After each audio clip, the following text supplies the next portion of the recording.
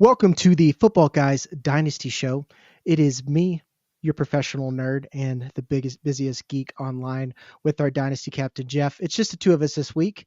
We decided to cut the host because we like the sound of our voice that much better. No, not really. We just want more time with you intimately. And it is our Dynasty Risers and Fallers, or what I like to call who pooped the bed and who didn't, week 6, or technically 5, and we see what kind of discrepancies or changes in the market we can capitalize on after week 5. And yes, guys, it's Dynasty and it's only 1 week, but we do this because some people like to panic and some people like to win. So when injuries and whatnot happen, we try to get ahead of that. We'll start with our first faller, and this is a real one, Travis Etienne. I said last year that Tank Bigsby could cut into his work. He fumbled that opportunity away, both literally and figuratively, but we're seeing that come into fruition this year. How bad do you think it is for Etienne? I don't know how much longer he's going to be a Jaguar is my question, because they did give him his 5th-year option. He was drafted by Urban Meyer. Tank Bigsby was drafted by Doug Peterson, and he was kind of almost benched the second half. Doug Peterson said he had a shoulder problem. That's why he was benched.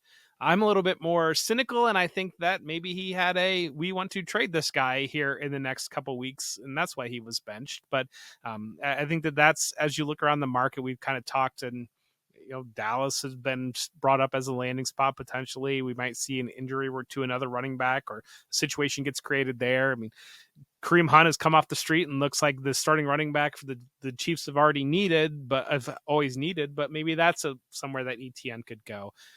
I don't think he's long to be a Jaguar, and I think that they are comfortable with Tank Bigsby being their lead back. And so that's where I don't think it's really a knock on Etienne's ability.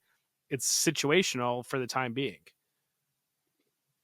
Are there real trade rumors right now? Or are you just kind of Yeah, like trying to read the tea leaves, right? Because I'm really surprised at that point. they're the way that the Jaguars are set up. There are legitimate trade rumors swirling around multiple Jaguars, because basically I've talked before about Evan Ingram is in kind of a phase with his contract where he's got a big balloon on his contract next year where they're either going to have to cut him or restructure it.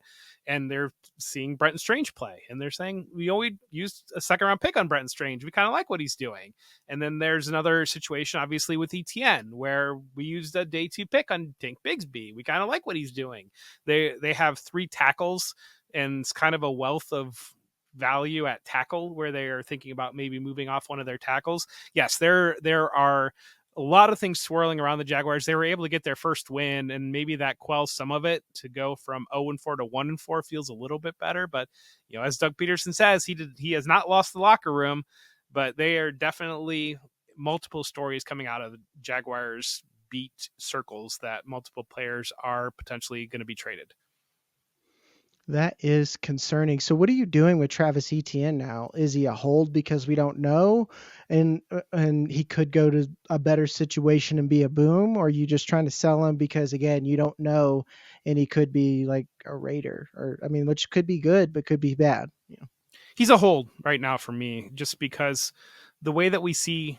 I think that anytime you get into a cycle like this, you truly have to be a falling knife. And I like out on the ability, out on what's off the field that you're hearing, those types of things. I think to trade a player in this type of situation, just because the knee-jerk reaction in the other way, everybody's looking for a deal. If they're trying to trade for Travis Etienne, you just aren't going to get anywhere close to potential value. And yeah, you mentioned there could be some bad landing spots, but there could be some good landing spots.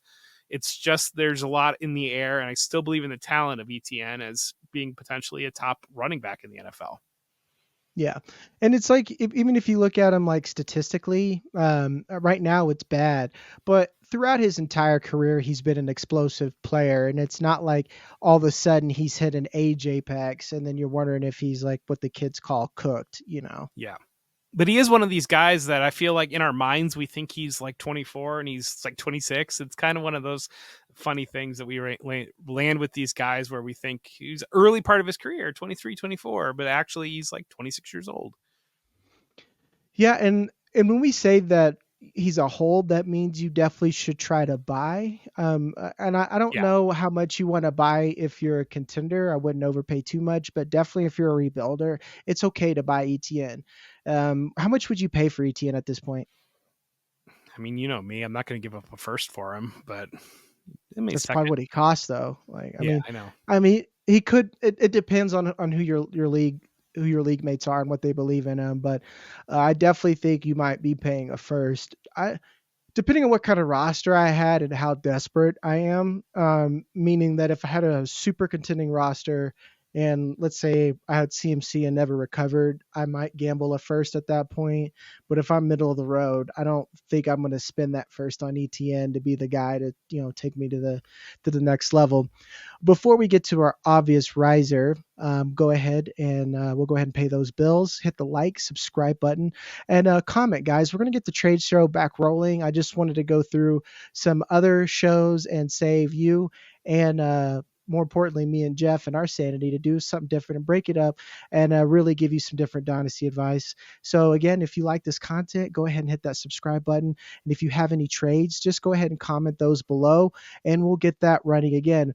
Most importantly, go over to footballguys.com/plans and you can join. We have the GOAT tier. Me and Jeff just did a GOAT session where we will sit there and wait on you just to ask us questions, as well as a league dominator and all kinds of fun tools. With that being said, our obvious riser is Tank Bigsby.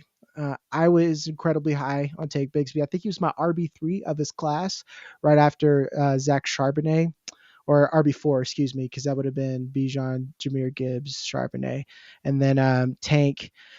Jeff, you have him as your RB32 right now. That means, I mean, do you think he's an obvious buy?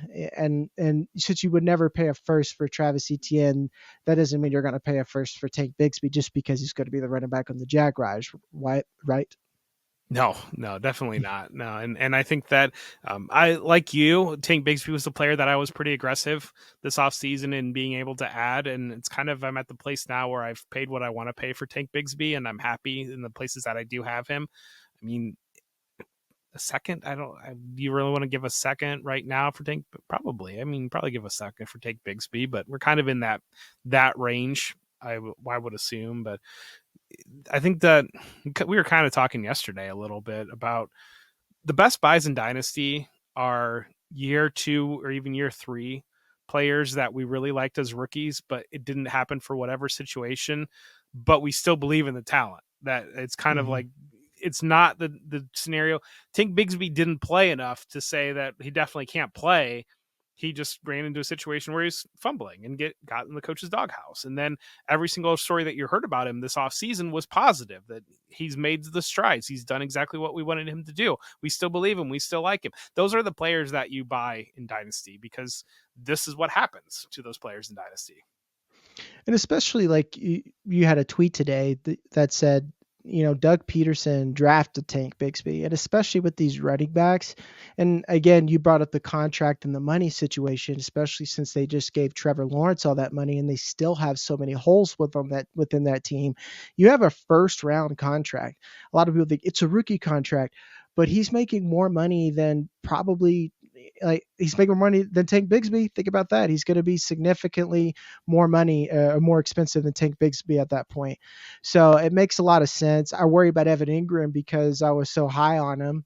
And I drafted a lot of them in redraft and in a dynasty. And like, where is he going to go to get the same volume that he had? And is the hamstring real? It's pretty concerning. With that being said, guys, like I know that you say like Travis Etienne's better, and to me that's objective. They're different kinds of players. Tank Bigsby's a much tougher runner. I don't think he quite has the vision that Travis Etienne has, but I'm not saying that Travis Etienne has the best vision either. He's just faster and can get away with it a little bit better. But at the end of the day, Tank Bigsby deserves to be an every down back. He even has some usage in the passing game. So overall, I'm pretty bullish on him, and I still wouldn't pay more than like a second. With that being said, Yeah, and and you threw in there that Travis Etienne is better. I think there's levels to better. And like, yes, he was a first round pick, sure. And we've seen the explosion. We've seen him do it in terms of being a fantasy top 12 running back before. Okay, I get all that. But for what Doug Peterson wants to do, maybe Tank Bigsby's better for what Doug Peterson wants to do. And I think especially at the running back situation where there's a requisite bar of talent that as long as the player can clear that bar of talent, if it is scheme fit is a big deal. Yeah, and that's what I gave the caveat of, like, better is relative, because like you nailed it. When Pete Carroll was there, that's why I was a little bit more bullish on Zach Charbonnet, because a little bit better vision and tougher runner, and not as explosive as Kenneth Walker.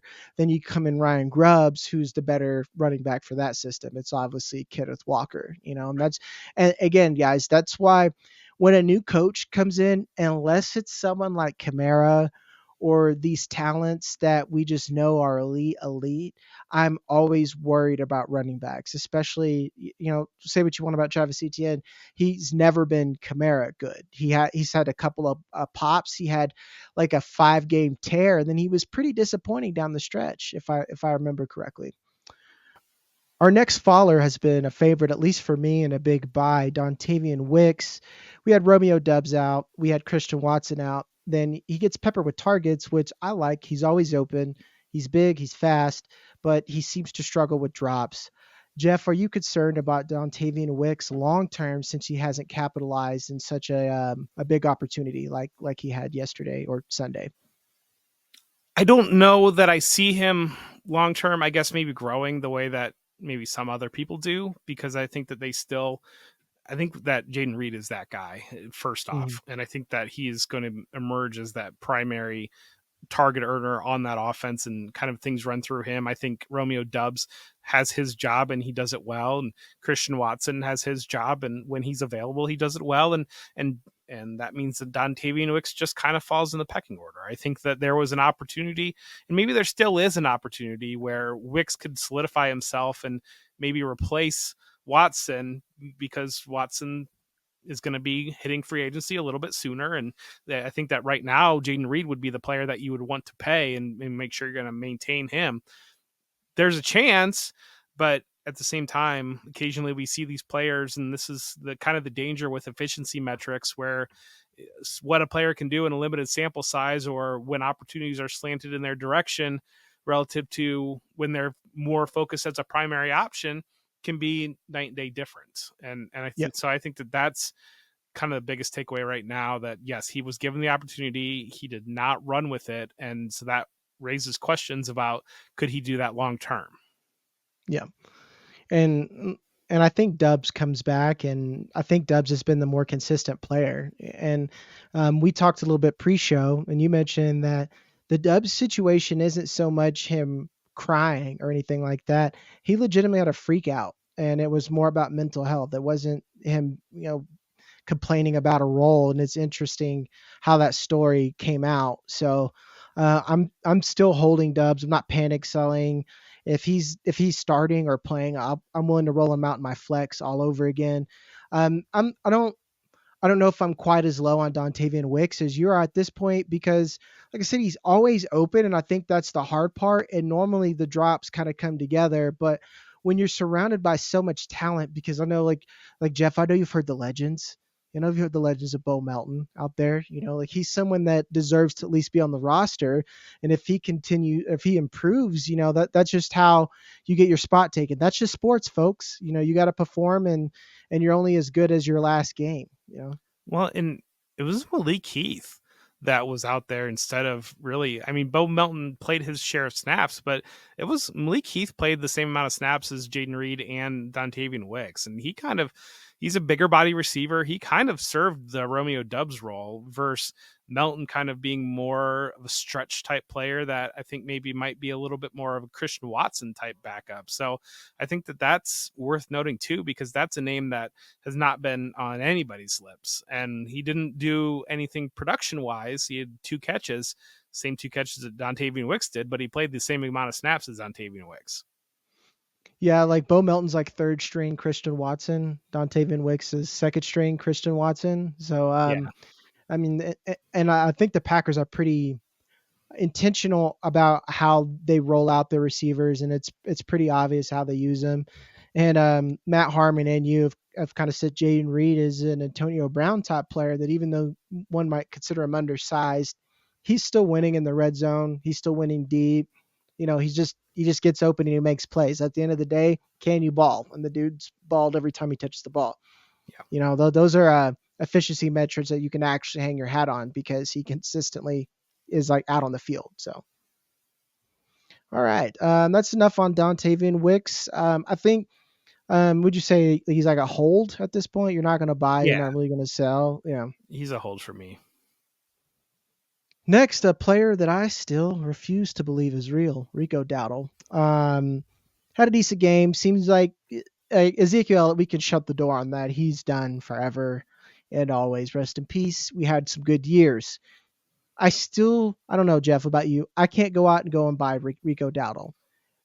At least more than a third. I would not pay more than a third round pick, and that's me being a third on a contender. I don't know where you're at because he's still replaceable talent. He's just learning how to not suck as hard. I feel like. Yeah, and players like this, I always struggle to actually buy because, again, I really like the concept of I've paid what I'm willing to pay for Rico Dowdle. I have Rico Dowdle in multiple different teams. I got him for nothing because that's what his value was. And like Dontayvion Wicks is a similar type player where I got him for nothing after rookie drafts last year because he was a player I liked quite a bit in the rookie scouting cycle. And so I stashed him where I could. And not gonna buy him now at the price that people want to pay. Dowdle's similar like that, where if he's the Cowboys starting running back for the rest of this year and he returns value on that, I'm thrilled. And on teams that I have him that I'm not actively looking to win in, then yeah, I'd be looking to trade that type of situation. But you do the big board and the type of running backs that are coming up, and there's a guy in Boise State that looks like pretty elite, and there's a couple of Ohio State Buckeyes that look pretty solid, and I would be very surprised if the Cowboys don't step into that market. And if that happens, Rico Dowdle's value is zapped. Yeah, to give it perspective, Jeff, the worst running back that I've scouted so far, which I think is Damian Martinez, I think is better than Rico Dowdle. At this point, and it's just guys, look at Zamir White. Do you like Zamir White? Do you remember what happened last year? Like, he's this guy, and like they gave him the ball because he was the guy and he scored points. That's where we're at now. It's a Jag situation. It's as where we said Travis Etienne is a hold. Tank Bigsby, maybe a hold, or if you can buy him for cheap. Dontayvion Wicks is a hold. Rico Dowdle's the hardest sell I can see. The question is if you can actually sell him. If you're listening to this show, you should know. We've been telling you that these are the type of players that you generally just hope are trying to help your zero RB contending team, or you're flipping to get some type of value. That's the only thing that you're going to do. And that's the only time we're going to spend on Rico Dowdle. Next, Jeff, I'm sorry we have to bring it up. We got to talk about a faller at this point. It's hard to say that Dalton Kincaid is a top 3 tight end. Are you concerned about him in the future, especially, again, when you look on the flip side, he had every opportunity to be like the guy in this offense, and it hasn't really happened. And you see Khalil Shakir gone, and the team kind of suffered. Yeah, I mean, that is kind of one of the biggest takeaways from this past week is the value of Khalil Shakir in the Buffalo Bills offense and the way that everything fell apart there.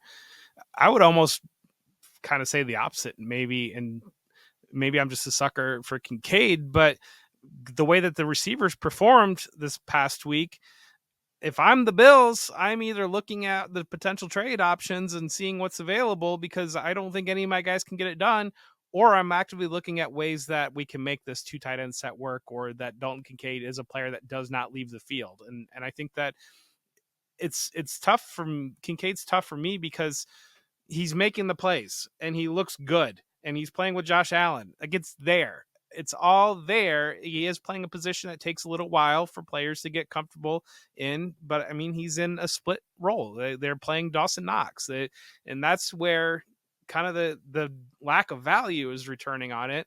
It's not that he's not able to do the things. I'm seeing him do the things that I want him to see him be able to do. I just want him to do twice as much of them.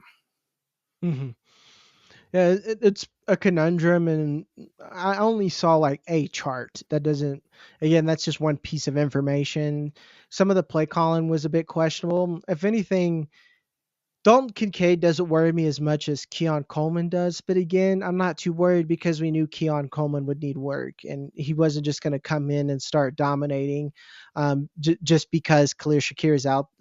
If you've heard me talk enough, you would already know that targets are earned. You don't just get these vacated things. Oh, well, you're the guy now. That's not how a wide receiver works. Even though it does kind of work for running backs. With that being said, since this isn't like an obvious buy window for him, are you going to buy, or is this another you're just going to stay put? Because I might try to buy if I'm desperate because tight end's just bad. Like I've got we talked about a little bit about Evan Ingram. I've got all these Evan Ingram rosters. I would be willing to gamble a little bit on Dalton Kincaid, especially since those Evan Ingram rosters are winners. Because like I have a guy who's not playing at all, and then I got a guy who's at least getting me 6 points. Sometimes he can get more, and Josh Allen's his quarterback. Yeah, I'm definitely buying Dalton Kincaid. The market is open. Jeff will be buying Dalton Kincaid if you want to get off of him. Yeah, if you're in a league with me or Jeff, let's talk. That doesn't mean send some BS, guys. I know you in the listener league. Don't you know who you are? You're like, I'm gonna send them some, get one over on them. Like, come on, guys. We do this for like at least pretend we do this for money. Next riser is Tyrone Tracy Jr. When I saw him go off, I could hear Dave Kluge Dynasty Dave Kluge best ball rosters rising from the ashes. He's a player that I don't go all in for because he's a tweener and he's a tweener with low draft capital, but he's had all the opportunity in the world and he's improved. So now I look silly with wearing places I don't have him where I could have had him for free. All them Dylan Laubies. Where are you with Tyrone Tracy? Do you think this is for real? I think it's for real. My biggest surprise was that we saw Eric Gray catch 3 passes for 50 yards, and we didn't really see Tyrone Tracy involved in the receiving game at all. And we did the show Sunday morning, talking about playing, and I encouraged everybody to play Tyrone Tracy, and I'm thankful that I did that. But at the same time, if he would have got a touchdown or gotten those yards that went to Eric Gray in the pass game, I feel like we'd feel even that much better about it. I think Devin Singletary is valued highly by Brian Daboll, and I don't know that Tyrone Tracy is going to even emerge as the top side of a split with Devin Singletary active and available. But I'm very encouraged for the future for Tyrone Tracy, and I think that he will continue to be given a role that can grow. With you saying in the future, that means that you wait until Singletary comes back and then try to buy him again. That's what I heard. Yeah, I think that that's probably a fair way to go about it. It was wait for Singletary to come back and have his Devin Singletary game where he touches the ball 70% of the time and Tracy gets his 30% of the touches, and then everybody freaks out that Tyrone Tracy is buried, and then go buy Tyrone Tracy. Yeah, and with that caveat in mind, I'd almost prefer to, because like I would pay a third at that, seeing what I've seen and knowing what I know, waiting for a dip and paying like a third for Tracy. I could do that. I could gamble a third. It's hard for me to gamble seconds in a class. Which like you said, Devin Neal's someone I'm pretty bullish on. Amari and Hampton. You didn't even bring those up in the running backs. That I could probably get in the second and are probably a lot more polished than Tyrone Tracy is, but he does have opportunity. And speaking, we got a double riser because it's the Giants of opportunity. Wan'Dale Robinson. I'm sad that I sold all my Wan'Dale Robinson shares because I finally gave up on him, and he seems to be the player that I thought he is. The ADOT's ugly. If you look at receiver EPA, it's ugly. He's a low ADOT player, but he's a useful one. What do you think that means for him long term? And do you think that this is someone we should be valuing, or at this point should we sell? I think it's worth valuing him. I don't know if it's worth buying him, I guess is probably the way to say that, because I do think Malik Neighbors is that good where they make the analogy to a basketball team all the time when talking about wide receivers. But basically, when you have Malik Neighbors, it's like putting a LeBron James on the court, and all of a sudden now Mo Williams is able to be an all-star playing next to LeBron James. Whereas without LeBron James on the court, Mo Williams is not sniffing the all-star team. And so I think maybe that dates me relative to some people, but I'm just saying that's a analogy that where I see it. I think Robinson is the type of player that, especially in full PPR formats, there's a lot of value there. He's a player that you can potentially put in your flex or even a wide receiver spot week to week. In standard leagues, I don't know if he's playable because you're just not seeing big plays generated. You did see him catch a touchdown. Would he have caught? Would he have been targeted on that touchdown if Malik Neighbors was available? Would that have been a Malik Neighbors target? I think that there are questions about that. I think that one of the biggest things that I've seen with the Giants, and uh, they have belief in themselves again, and Daniel Jones has belief in himself again, and I think that that is huge at the NFL level, where you believe in yourself, confidence, and it's Malik Neighbors is that good that his teammates believe in him, and it makes the offense that much better, and that has allowed some of these other players to stand up. Yeah, I agree with that 1,000%. And I think where I am with them is if I'm contending and I have him, I'm holding him because you could plug him into the flex and at least hope he can eat 6 targets for 20 yards. And that's sad to say, or maybe he gets schemed up a touchdown. But I do worry that a lot of people like wide receiver isn't that bad, but what if there's a scenario where I think they could keep Daniel Jones and then get another wide receiver or something like that because quarterback isn't as set in stone as what people are saying. Or imagine like an Xavier Restrepo or some of these other guys. I actually think about it. A player that you really like, and I like as well, Luther Burden.